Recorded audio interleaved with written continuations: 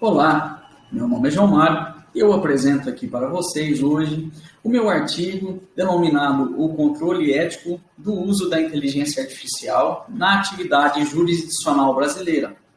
Esse artigo que é apresentado no âmbito da disciplina A Indústria 4.0 e a Gestão Jurídica do Valor do Programa de Mestrado em Direito da Empresa e dos Negócios da Unicinos, conduzido pela querida professora Daniela Regina Pelim.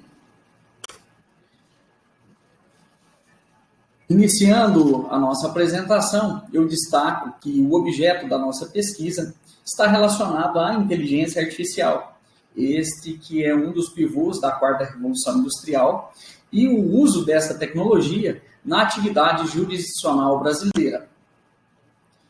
Destacando, então, um problema, a gente apresenta: existem mecanismos de controle ético bem definidos que garantam a preservação do valor jurídico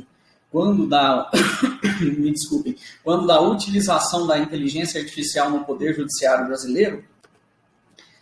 A hipótese apresentada é de que a resolução do CNJ número 332, de 21 de agosto de 2020, apesar de submeter o controle de modelos de inteligência artificial desenvolvidos no âmbito do judiciário a um outro sistema de inteligência artificial, denominado Sinapse, é que sim, tem um controle ético estabelecido dentro dessa resolução para que o uso da tecnologia seja controlado pelos usuários, pelos seres humanos. Uma rápida introdução, a gente apresenta então, dentro dos conceitos aí trazidos por Klaus Schwab, da inteligência artificial como sendo realmente um dos eixos aí que está aí no núcleo desse movimento de ampla tecnologia, de imersão aí dentro da sociedade, da informação, e que Klaus Schwab destaca que dentro dessa revolução científico-tecnológica que se estabelece aí no planeta, a grande pegada aí seria a questão da velocidade, da capacidade de processamento de dados, que a inteligência artificial, através aí dos algoritmos, dentro da machine learning, deep learning, que é esse aprendizado de máquina, poderia auxiliar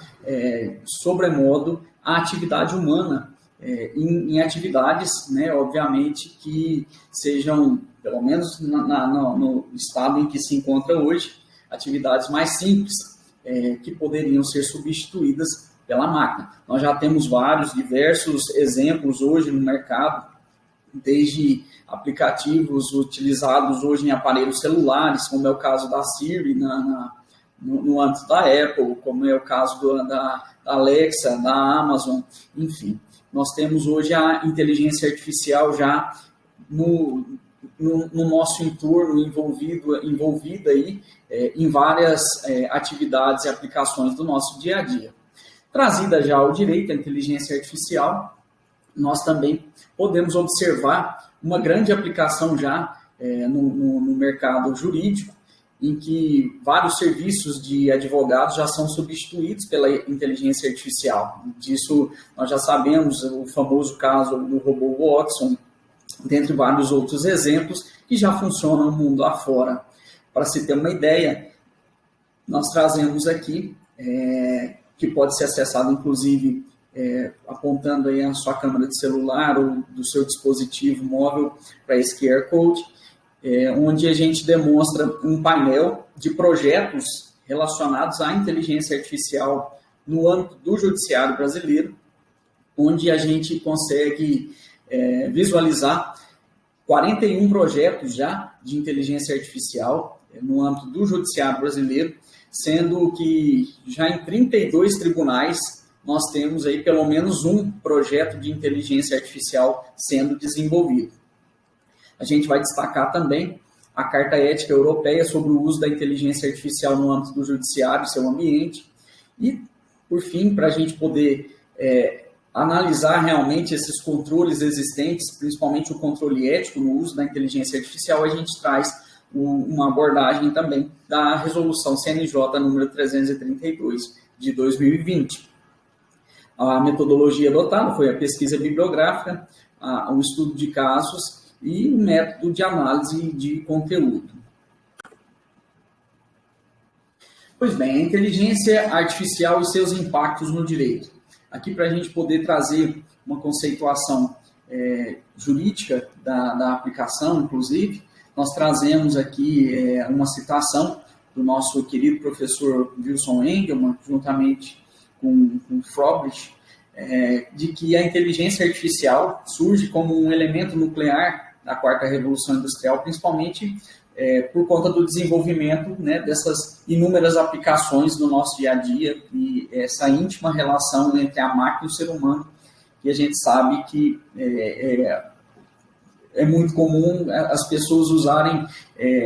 a própria inteligência artificial para se relacionar, né, como se fosse, inclusive, um método de consolo, que a gente sabe que tem sido utilizado. No direito, é possível a gente trazer aí grande número de funcionalidades que as máquinas podem auxiliar, né, os operadores do direito, conforme nós dissemos. E aqui a gente destaca a pesquisa jurisprudencial, resoluções de conflitos de forma extrajudicial, elaboração de estratégias processuais, a questão da própria jurimetria, nós podemos trazer aqui também, que é uma ferramenta muito promissora para o exercício da atividade jurídica, a revisão documental, a redação de petições, dentre vários outros, né, que de fato estão chegando com cada vez mais força no âmbito do direito. Aqui agora a gente traz uma classificação de Alexandre Moraes da Rosa, juntamente com Boing, que de forma muito didática trazem aí a explicação da inteligência artificial sendo utilizada no âmbito do judiciário, especialmente na obra Ensinando o Robô a Julgar. E a gente, dentro da nossa pesquisa, nós podemos observar que num ambiente de críticas, inclusive, por qual passa os estudos da inteligência artificial sendo aplicadas no âmbito do direito, o professor Alexandre Moraes Rosa traz de forma muito didática a questão do funcionamento do algoritmo ou do aprendizado de máquina que a gente passa aqui para vocês agora, no sentido de que o algoritmo é um conjunto de instruções para a máquina executar tarefas de pesquisa, comparação e elaboração de propostas, predição de interpretações e aplicações. Desculpem. Por isso é importante assegurar participação democrática no planejamento dos algoritmos. Ou seja, aqui a gente chama a atenção principalmente para os inputs, né, que são as inserções de dados que a máquina, que a inteligência artificial vai se utilizar para executar as suas tarefas. Então, aqui a gente chama a atenção principalmente no âmbito do direito, para a questão doutrinária, para a questão jurisprudencial, que vão ser transformados em dados a serem utilizados pela inteligência artificial na sua tarefa, seja como robô classificador, seja como robô relator ou como robô julgador, que nós já vamos falar agora. Então, o detalhe importante, principalmente motivo de muitas críticas, a questão do enviesamento aí, do trabalho da inteligência artificial, ou esses vieses, ou até mesmo a questão da heurística, que às vezes é muito tratada mesmo na interpretação humana, e a gente vai ver que isso é um risco que a inteligência artificial tem e corre, de se basear em dados indevidos. Por exemplo, pode ser que uma inteligência artificial comece a levantar perfis de julgamento de determinado juiz que tem algum preconceito em relação a uma determinada raça, em relação a uma determinada região, a uma determinada cultura. Então, eis um dos pontos de maior crítica e de maior cuidado na utilização da inteligência artificial, porque a própria inteligência artificial, no seu aprendizado de máquina, pode se munir de dados que vão levar a um julgamento indevido. Então, aqui a gente já demonstra essa preocupação por parte dos estudiosos desse assunto. E aqui o professor Alexandre Moraes da Rosa conclui, inclusive, que, além disso, um juiz humano precisa participar de todo o processo. pois não é possível colocar o juízo em piloto automático e se esquivar da responsabilidade da decisão. Aqui a gente chama a atenção de todos vocês, principalmente aqueles que atuam no ramo do direito, para que esse controle ético, realmente, ele seja exercido pelo ser humano. Aqui a gente, dentro dessa classificação trazida aqui por Alexandre Moraes da Rosa, juntamente com Boing aqui, no sentido de que existiriam basicamente 3 vertentes de atuação da inteligência artificial dentro do judiciário, que seria aí o robô classificador, o robô relator e o robô julgador. No robô classificador, conforme os autores aí, existiria aí uma corrobótica, que eles denominam, que é o trabalho colaborativo entre humanos e máquinas. O classificador, por exemplo, ele vai trabalhar levantando dados, levantando informações, pesquisas, tanto de jurisprudência quanto de doutrina, classificar processos de um mesmo assunto, de uma mesma natureza, para que tenham o mesmo resultado. E aqui a gente destaca, por exemplo, os casos que hoje mais afogam, que são responsáveis pelas maiores taxas de congestionamento no judiciário, são os processos executivos fiscais, que aí alcançam 39% dos processos hoje em tramitação no nosso judiciário, e que são processos que, obviamente, demandam uma análise mais simplificada do caso, no sentido de aplicação da letra da lei, sequência de uniformização de jurisprudências, conforme já preconizado no próprio Código de Processo Civil, no artigo 926. Então, assim, nós temos vários casos em que a inteligência artificial dará um suporte, tem dado um suporte já e dará um suporte cada vez maior para esse desafogamento, esse descongestionamento realmente da atividade jurisdicional.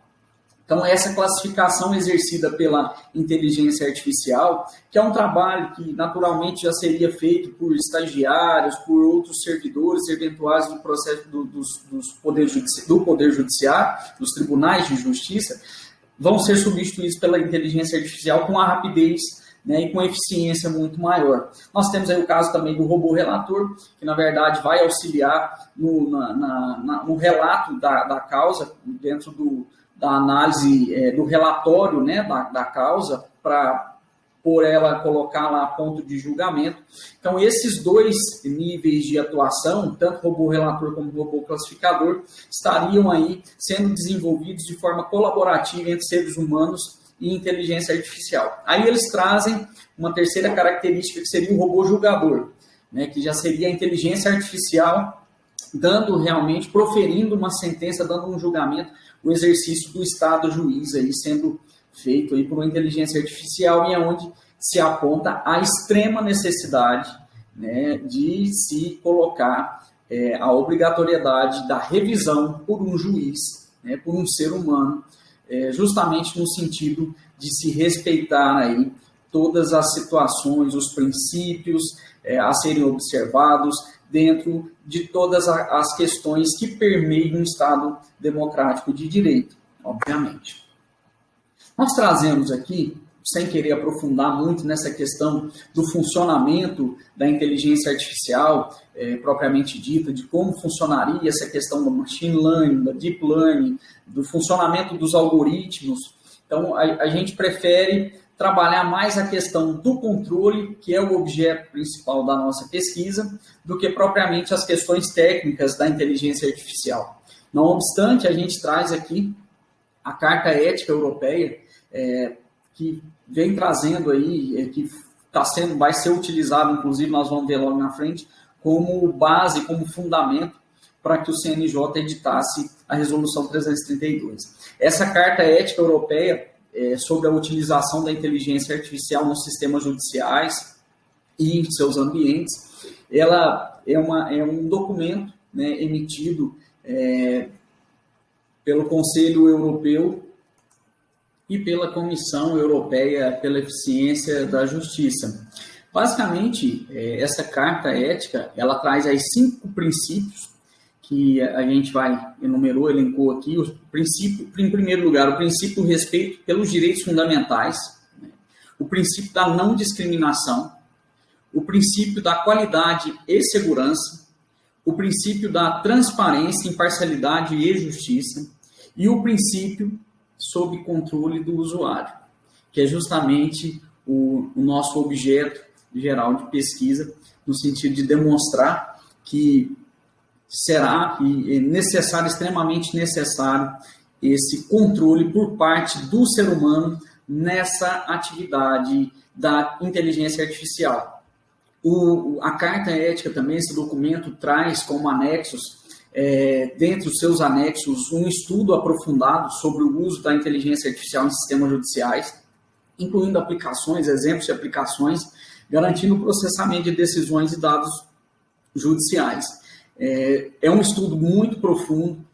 bem completo, no sentido da forma como a inteligência artificial pode ser utilizada, né, a utilização, o estado da utilização dos algoritmos em relação aos sistemas judiciais, né, dos Estados-membros lá do Conselho da Europa. Essa situação das políticas públicas em relação à proteção geral de dados, que a gente observa aqui também. A questão da importância de se entender o funcionamento do aprendizado de máquina, como isso funciona, essa questão dos inputs, né, dos dados dentro dos algoritmos, que vão servir como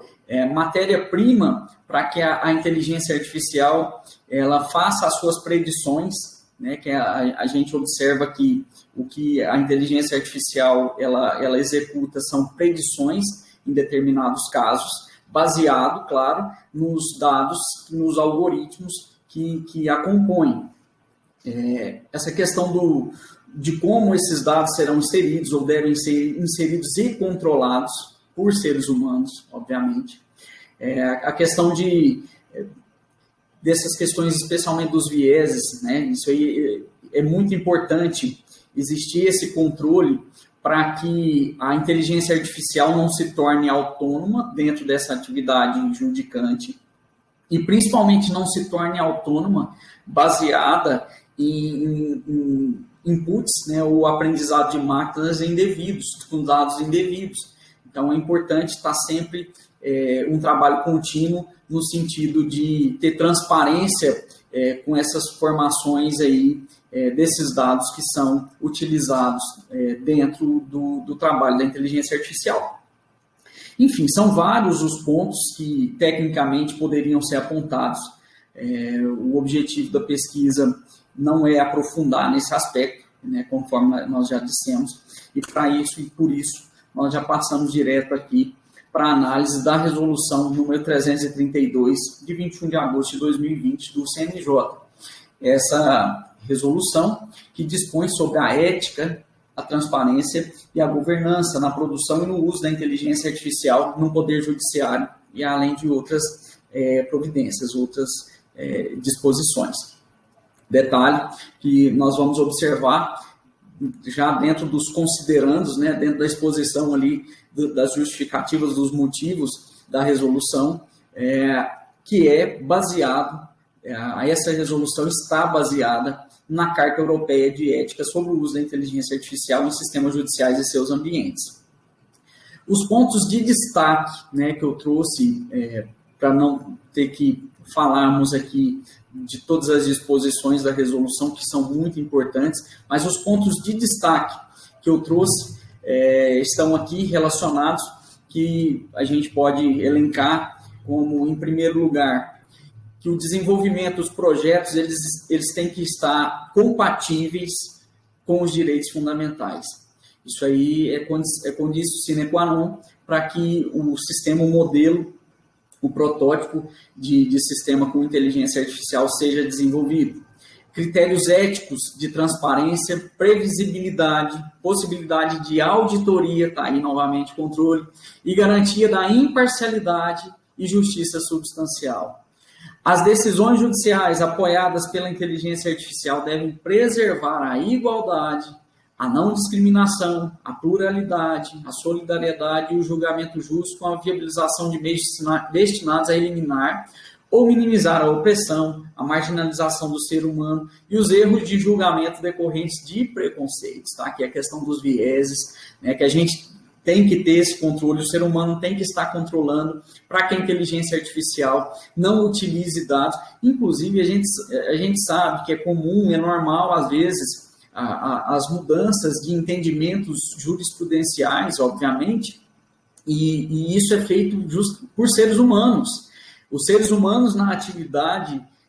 judicante, é que com a sua percepção, com a sua capacidade cognitiva, é que tem, de fato,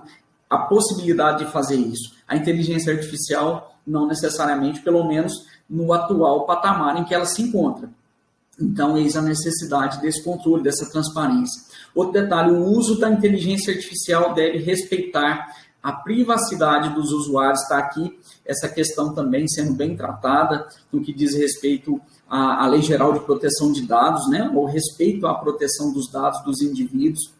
os dados pessoais principalmente.